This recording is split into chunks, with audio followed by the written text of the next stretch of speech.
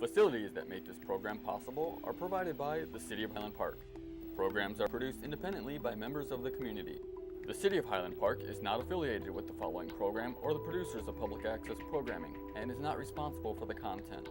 The following program does not reflect the opinions of the City of Highland Park.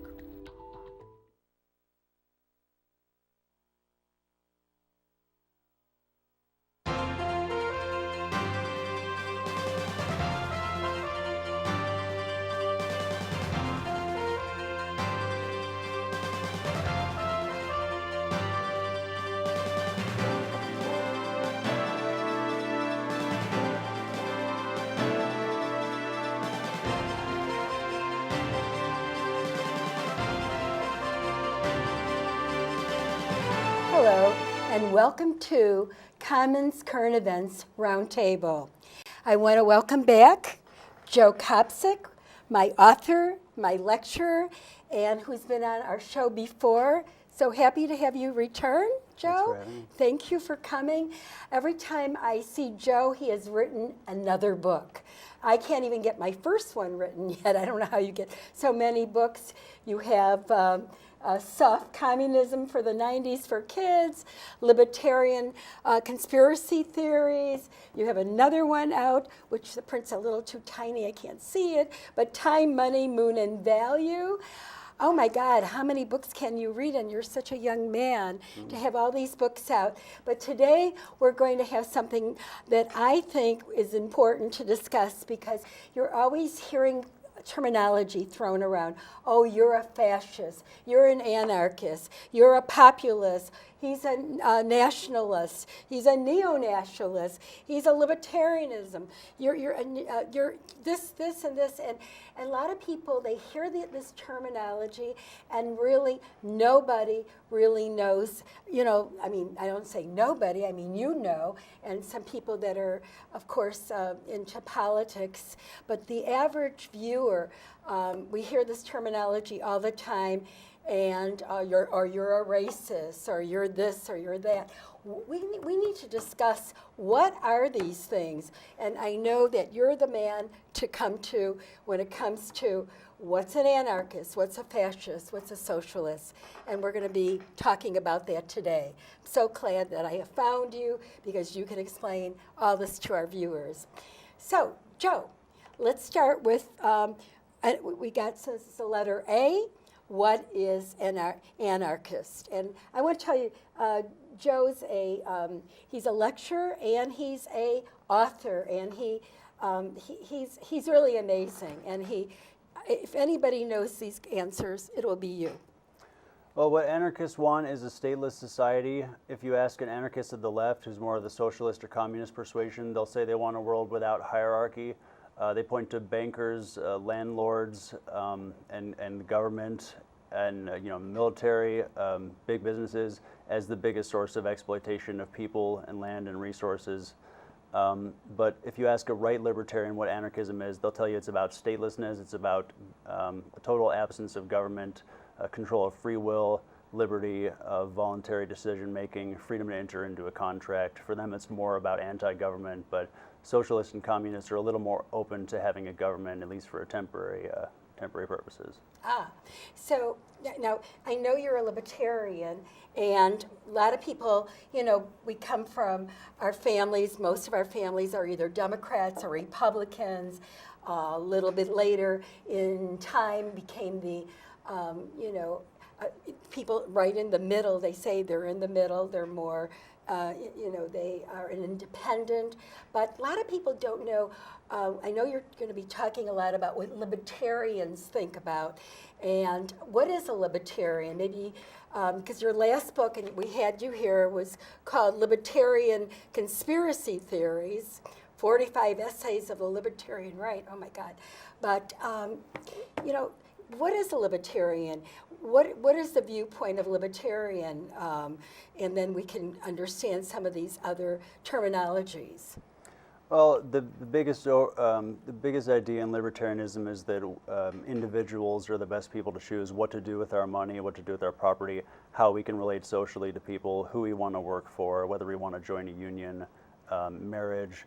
We want to do whatever kind of free peaceful, harmless activity that doesn't bother anyone else. We want to conduct those affairs without government involvement. And what that means politically is having mostly voluntary participation in most government programs and allowing people to opt out if there's a government program that they don't like. So it's like just recently, one of the government programs was the Supreme Court just ruled on unions, that if you work at a company and if you don't want to join the union, you don't have to join a union. Is that sort of a libertarian type of thing that? It almost is. The problem is that they're still paying, well, they don't have to pay dues, but they're still receiving the quote-unquote benefits of union representation. They might say that those things aren't benefits to them because they don't like their union, but or they don't want to pay for their union because that comes out of their paycheck. Yeah, and I think right-to-work laws kind of only put a Band-Aid on the problem, which is 80-year-old federal labor laws that require the majority union, which might be kind of complacent with management. You never know. They might not be, so radical or have the interests of the working people at heart. And whatever union gets the majority gets to represent all workers and has to represent all workers to management, whether they pay dues or not. So the Janus decision just fixes half the problem and then breaks the other half. It creates another problem. But right to work are not the solution, and Friedrich Hayek knew that. And right now we have a governor candidate for libertarians who's running against right to work laws, but also running against the big union domination of our public sector. So at least they got accomplished one thing, that if they really don't want to, it isn't mandatory that if so. If somebody's paying for their union and somebody else isn't paying for their union, yet they both get taken care of the same way, is that fair, or how do you see it? As a libertarian, how do you see that? I can understand where you don't have to belong to a union, you have that choice, but why give them representation if they don't want to join it? Because most of the time, when you join something, like at a meeting, when you join anything, there's some type of dues that you have to pay. And the reason you pay the dues, because you get representation from that particular organization. But if the person isn't going to join say a union, they don't want to join, say, the representative, the Teamster union, and they don't want to pay their dues, then why do they still get represented if something happens to their job or they get ill or something and they need to collect benefits and stuff? Should they have still the same rights to those who pay? Well, this is a really sticky situation because the free rider problem is created by the federal government. It's not created by the free riders themselves. The free riders, they don't want to be free riders. They don't want to pay for the union representation they're getting because they don't like it and they don't feel it personally benefits them.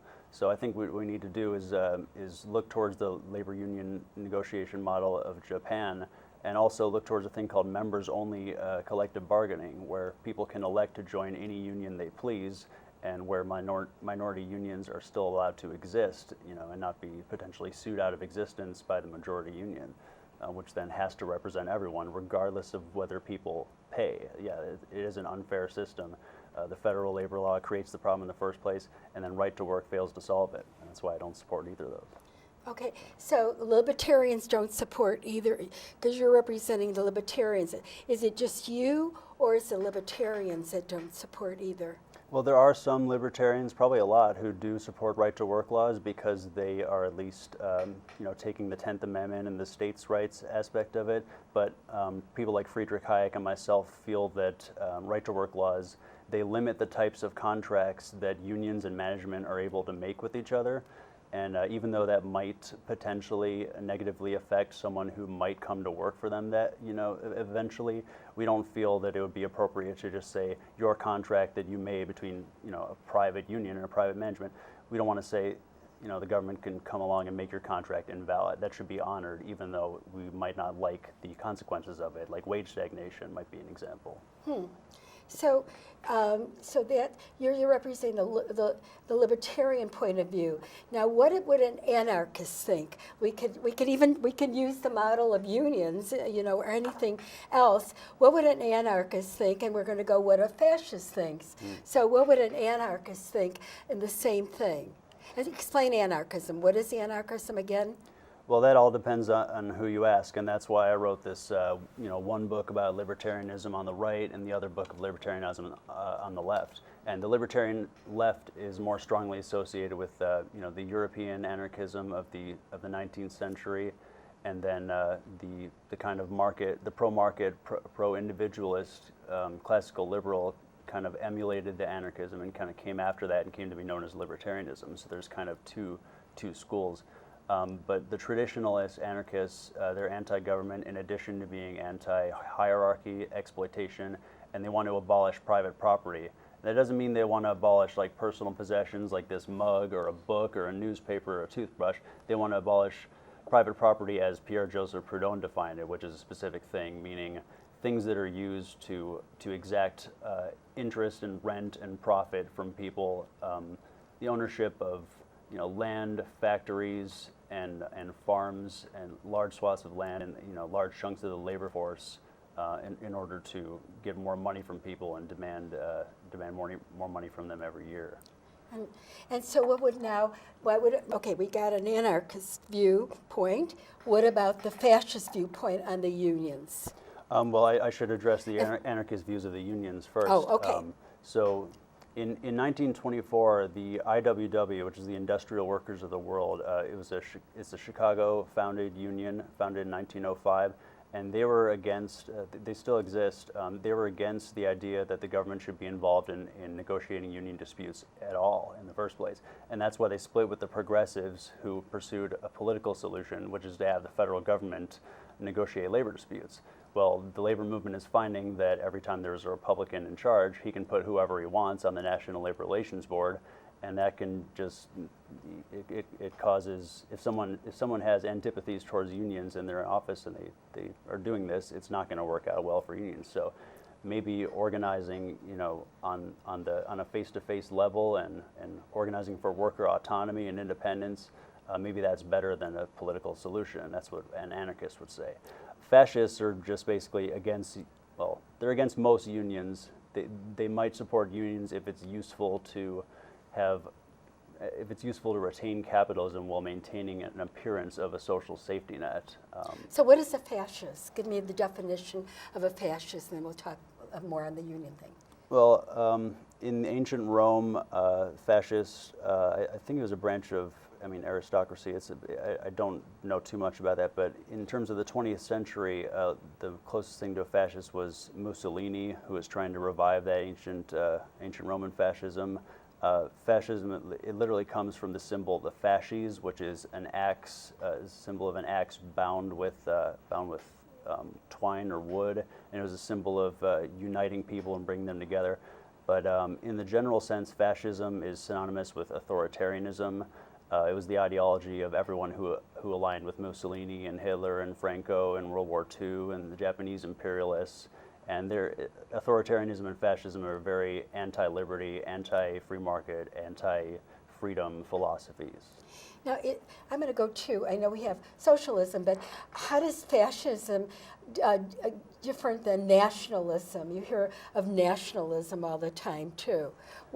Is a fascist a nationalist, or what exactly is that?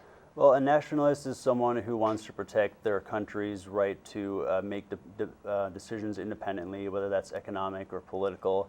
But a fascist is basically just a hyped-up ultra-nationalist who's taken their nationalism and infused it with racism and maybe religious,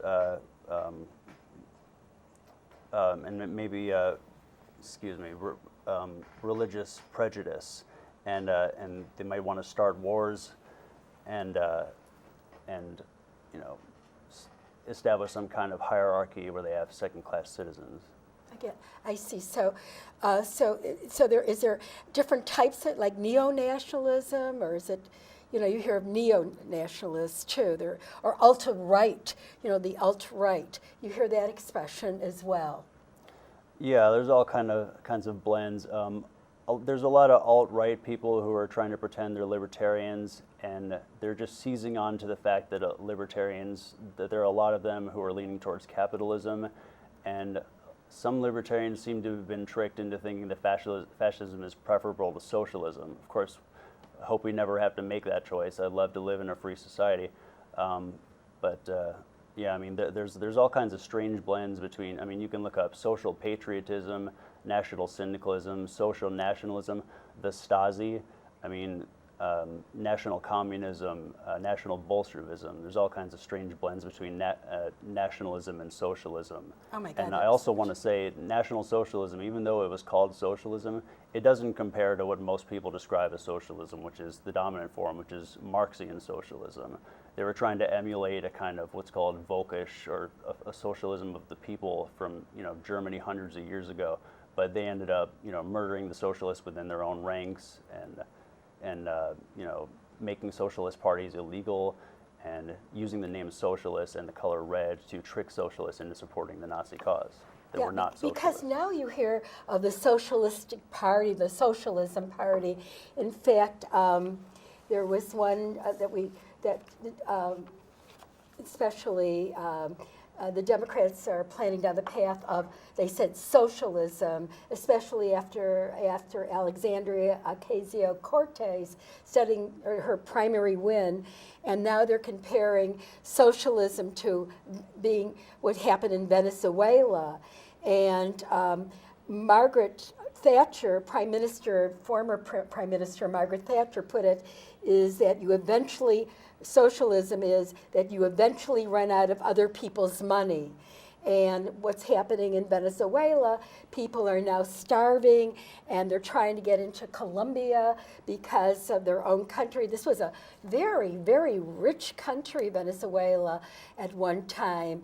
And they went down the path, apparently, they said, to socialism, and they went all the way down that everybody wanted everything, just keep feeding and giving everybody everything, using, as Margaret Thatcher said, you eventually run out of other people's money, and that's what happened to Venezuela. And what do you think about that? Do you think that's going to happen to our country? Because a lot of our new candidates they call themselves socialists, Democratic candidates leaning to socialism. Yeah, Alexandria Ocasio-Cortez and Bernie Sanders kind of marketed themselves as socialists, and I think they are inspired by socialism. I think they want a robust social safety net, and they want a welfare state. But I think they want that within the context of liberal capitalism, or at least they know that that's as much as they're going to be able to negotiate for, running in a legitimate political system that's mostly capitalist and that favors capitalists and, neoliberals like Hillary Clinton.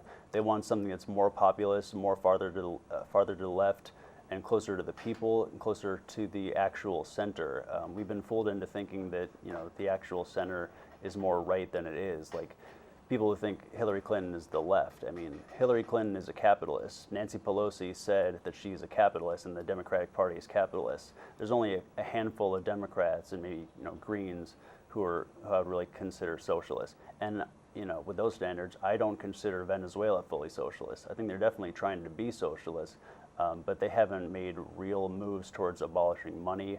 And I think the West and capitalism are a lot more responsible for some of their problems than a lot of people would care to admit. And I think that's the fault of food monopolies, but it's also part of the fault of the government for mismanaging oil. I mean, you're talking about Venezuela right now. Yeah, Venezuela was very wealthy about 10 or 15 years ago because it was taxing oil profits and using that to fund a dividend for its people.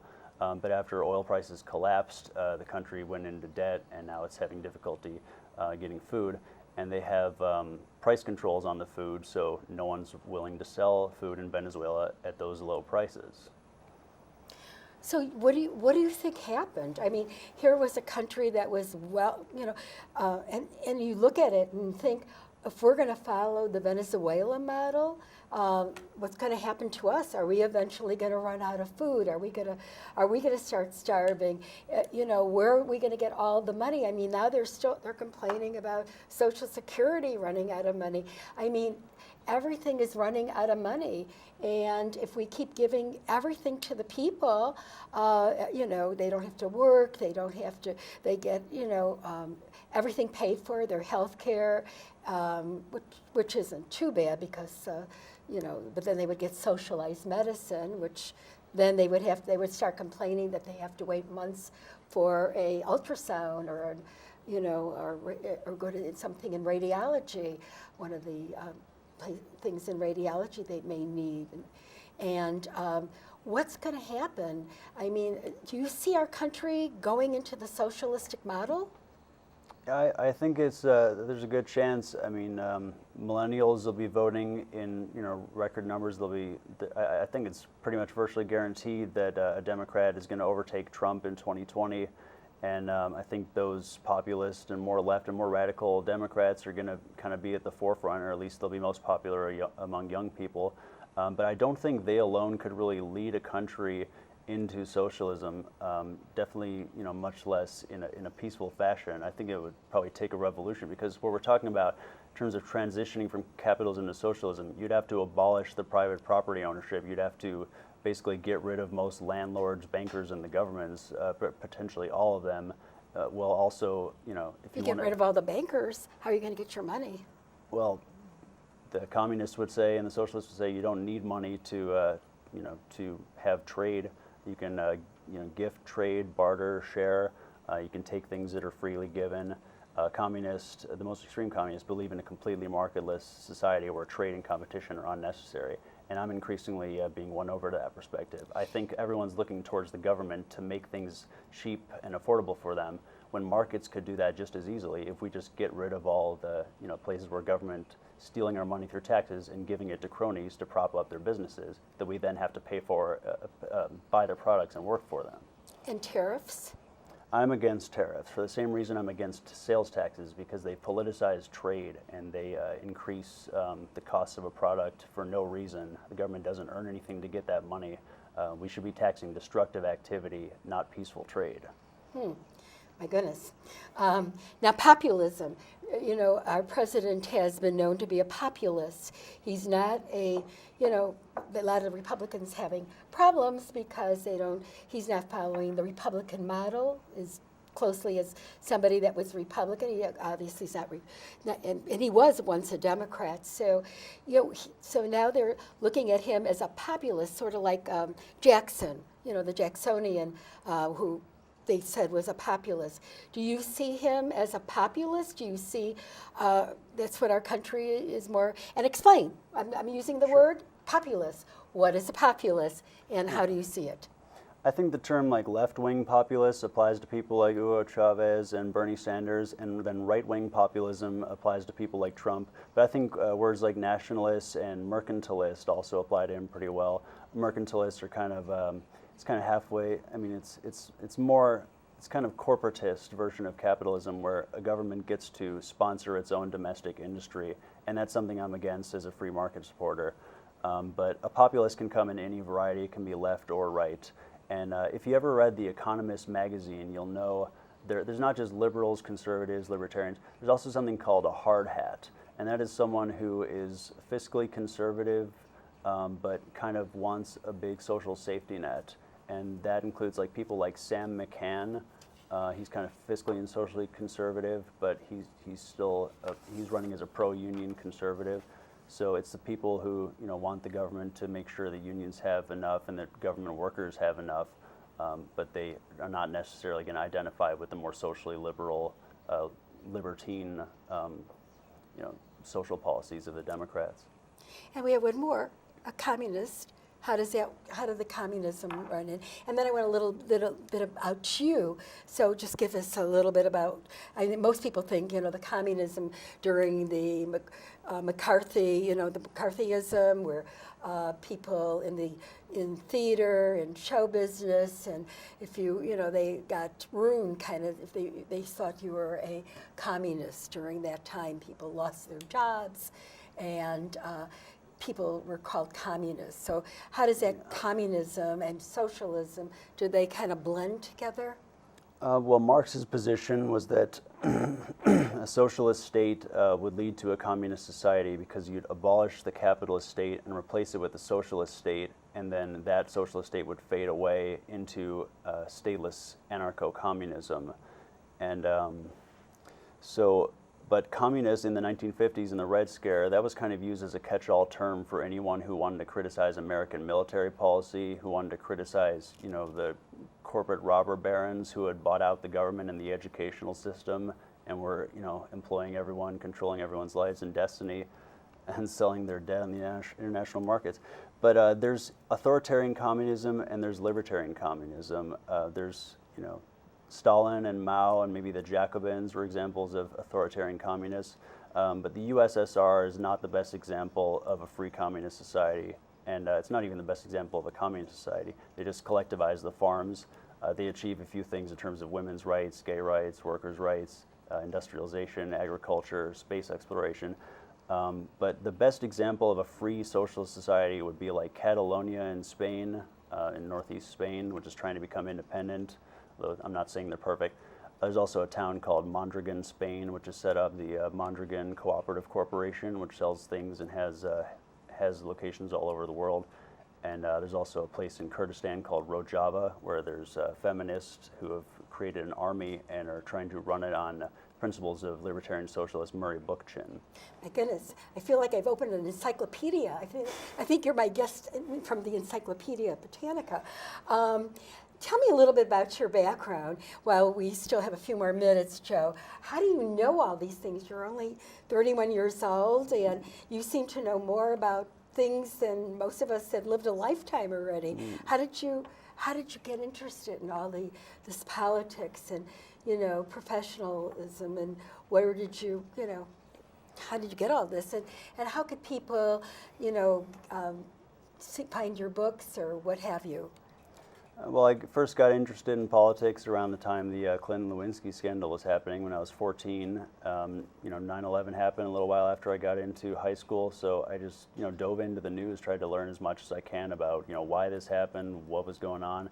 I was raised by Democrats. I became a libertarian in 2007 after I had supported the Greens a lot in high school. And I turned my college writings into a blog, and I turned that blog into 2 books. Soon to be hopefully 10 books if I get everything together. 10 books, oh my goodness. If I have you on the show, all you have me is reading, reading, and reading. That's why I never get anywhere. I keep reading all your books. So I have, but larger print next time. Sure. Actually, I had to buy a new pair of glasses just to be able to read your books. But so that is really interesting, and for a young person to get into the politics like you have, you really, and I think you even one time are you thinking someday to run for office yourself? I did run for U.S. House of Representatives 3 times, each time as a write-in independent candidate from Illinois, Oregon, and Wisconsin. But right now I'm helping the Libertarian Party get our gubernatorial slate elected. We have 6 candidates. We're hopefully going to be 3 or 4 candidates on the ballot and in the governor debates. Yeah, one of the things we never hear is they always have when they have a debate, you see the independent, you see a Democrat, you see a Republican, and we never see a libertarian, so we never know those people even exist. Unfortunately, they have to start, we have to do like other countries do, represent all the people, not just the Democrats, the Republicans. We need to have independents represented. We have to have libertarians represented, and different parties like they do in all the other foreign countries. You see that all the time. Even like Israel has so many different parties, and they all seem to get represented. And unfortunately, the Libertarian Party, the only time you can hear them is if they have a private, at lunchtime at the Bluegrass we discussed, where, you gave me a whole group of where I can find them, where to hear them. But I'm one person, and I'd love to, I love everybody to be able to hear all parties together. Again, I see our credits are going down. I want to thank you, Joe, for coming on Cahnmanns Roundtable. Again, I want to invite you back because there's going to be, you see, 2, 3 books over here, and you're going to see probably my whole round table is going to be of Joe Kopsick's books eventually. Again, thank you, and now people are going to know the difference between anarchism, fascism, socialism, communism, populism, and libertarianism. I think you'll have to, I think on your own people, you'll have to look up more stuff on it so we can, get some more questions for Joe. It was a very interesting discussion, and I do want you to come back, and really, we have to go over this again.